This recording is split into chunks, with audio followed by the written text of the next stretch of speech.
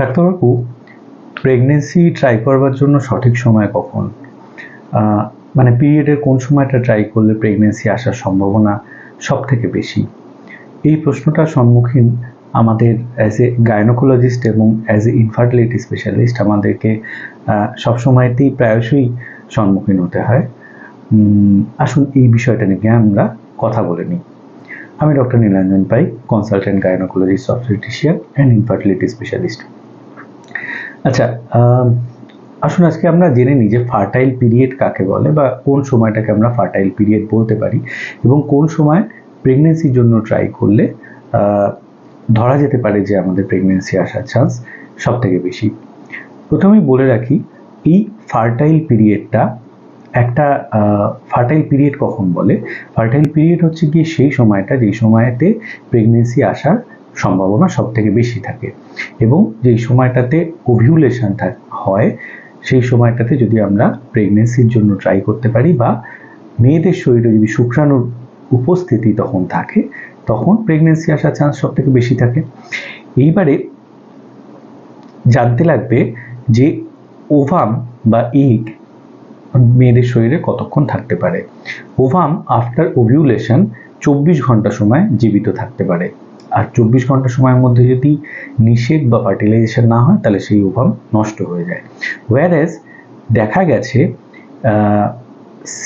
Sperm কিন্তু মেয়েদের শরীরে, মানে আপনার ভ্যাজাইনার পেছনের দিকে, ভ্যাজাইনার দুখানা পার্ট আছে, একটা সামনের দিকে যেটাকে বলা হচ্ছে অ্যান্টেরিয়র ফর্নিক্স, আর পেছনের দিকে একটা পকেট লাইক স্ট্রাকচার থাকে যেটাকে বলা হচ্ছে পস্টেরিয়র ফর্নিক্স। এই পস্টেরিয়র ফর্নিক্সে যদি স্পার্ম থাকে, সেটার ম্যাক্সিমাম ভায়াবল পিরিয়ড দেখা গেছে এদের 5 থেকে 7 দিন পর্যন্ত তার ভায়াবিলিটি থাকতে পারে। তো সুতরাং যদি এরপরে আসি যে মানে ওভিউলেশনের টাইমটা কখন বা ফার্টাইল পিরিয়ডটা কখন। যেই ওভিউলেশন বা ফার্টাইল পিরিয়ডটা তখনই তাদের ক্ষেত্রেই আমরা একটু প্রিসাইজ করতে পারবো যাদের ওভিউলেশন এই পিরিয়ড একদম সঠিক সময় হয়, মানে 28 দিনের মাথাতে হচ্ছে বা 30 দিনের মাথাতে হচ্ছে, তখন তাদের ক্ষেত্রেই আমরা একমাত্র এই ফার্টাইল পিরিয়ডটাকে ডিফাইন করতে পারি। এটাকে ক্রুড ক্যালকুলেশন হচ্ছে কি ওভিউলেশন মানে পিরিয়ড শুরু হওয়ার প্রথম 7 দিন এবং নেক্সট পিরিয়ড শুরু হওয়ার আগের 7 দিন, এই দুটো সময়টাকে যদি বাদ দেওয়া হয় তাহলে মাঝখানের সময়টাকে যদি আমরা ওরকম স্পেসিফিক টাইম না দেখে এক অল্টারনেট ডে বা একদিন বাদে বাদে যদি ইন্টারকোর্স করা যায়, তাহলেই কিন্তু মানে আমরা এই ফার্টাইল পিরিয়ডটাকে মিস করবার কোনো চান্স থাকে না।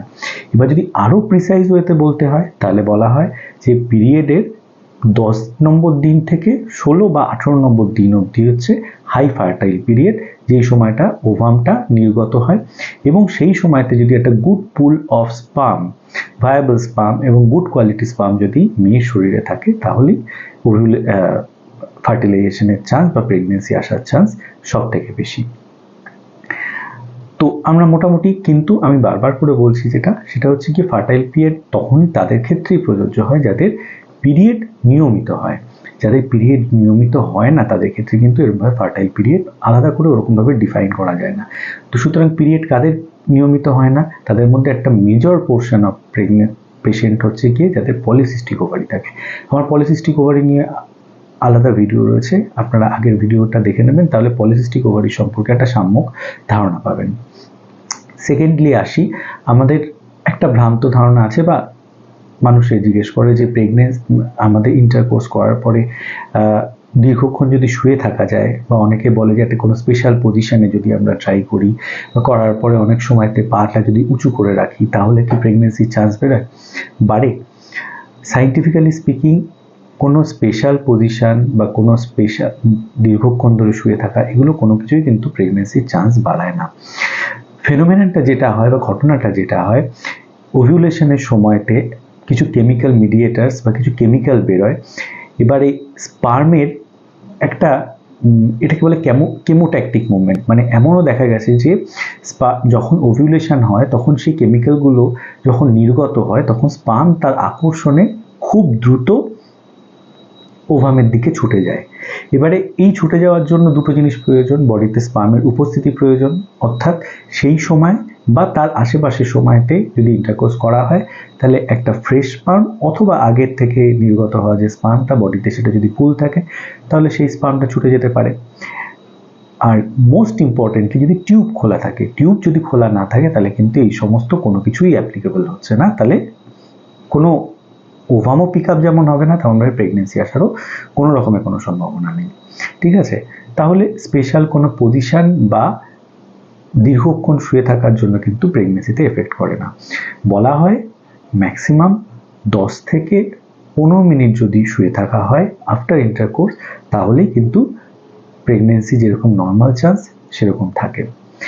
থার্ড আরেকটা কোয়েশ্চেন আমরা খুব কমনলি এনকাউন্টার করি বা পেশেন্টদের যেটা প্রশ্ন থাকে যে আমাদের স্যার ইন্টারকোর্স করার পরে আমার ওয়াইফের ভ্যাজাইনা থেকে বা আমার মানে পেশেন্ট বলে যে আমার ভ্যাজাইনা থেকে যে স্পার্মটা বেরিয়ে আসে।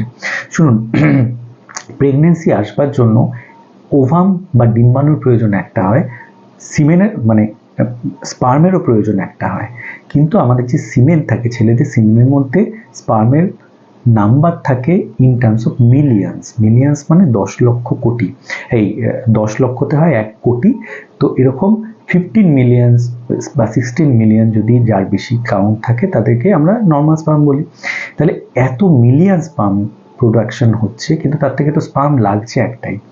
তাহলে স্পার্মের ফিজিওলজিক্যালি বা আমাদের যখন ঈশ্বর তৈরি করেছেন বা আল্লাহ তৈরি করেছেন, আমাদের নেচার যখন আমাদের তৈরি করেছেন, আমাদের সিস্টেমটাই এরকমভাবে তৈরি হয়েছে যে কিছু স্পার্ম নষ্ট হবেই, কিন্তু যেটা অ্যাক্টিভ স্পার্ম, যেটার কর্মক্ষম স্পার্ম, সেটা কিন্তু মেয়েদের শরীরের মধ্যেই থেকে যাবে। তো সুতরাং ইন্টারকোর্স করার পরে যখন উঠে দাঁড়ানো হয় কিছুটা স্পার্ম বেরিয়ে আসবেই, কিছুটা সিমেন্ট বেরিয়ে আসবে, এটা নর্মাল, এটা ফিজিওলজি, এটা প্রত্যেকটা মেয়ের গঠনগত ভ্যাজাইনার যে গঠনগত বৈশিষ্ট্য সেই বৈশিষ্ট্য অনুযায়ী খানিকটা স্পার্ম বাইরের দিকে চলে আসবে, এটা আপনি অ্যাবনর্মাল নন।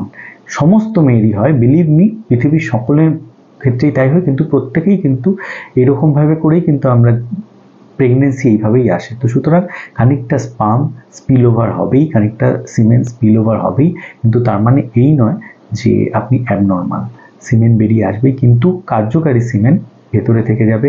তো gist of my discussion is যে আপনারা যদি আপনাদের মাসিক প্রথমত কথা নিয়মিত থাকতে হবে, দ্বিতীয় কথা হচ্ছে আপনার টিউব খোলা থাকতে হবে, সিমেন্ট আপনার হাজব্যান্ডের খুব ভালো থাকতে হবে, এই ফ্যাক্টরসগুলো যদি থাকে তাহলে দিন ক্যালকুলেশন না করে ওই প্রথম 7 দিন এবং শেষের 7 দিনকে বাদ দিয়ে যদি আপনারা মাসিকের ওই 10 নম্বর দিন থেকে এভরি অল্টারনেট ডেতে ট্রাই করে যেতে থাকেন, কতদিন অবধি, মোটামুটি 16 থেকে 18 নম্বর দিন অবধি যদি আপনারা ট্রাই করতে থাকেন তাহলে কখনোই আপনারা আপনাদের ভাইটাল টাইমটা বা ওভুলেশনের টাইমটা কখনোই মিস করবার সম্ভাবনা থাকবে না।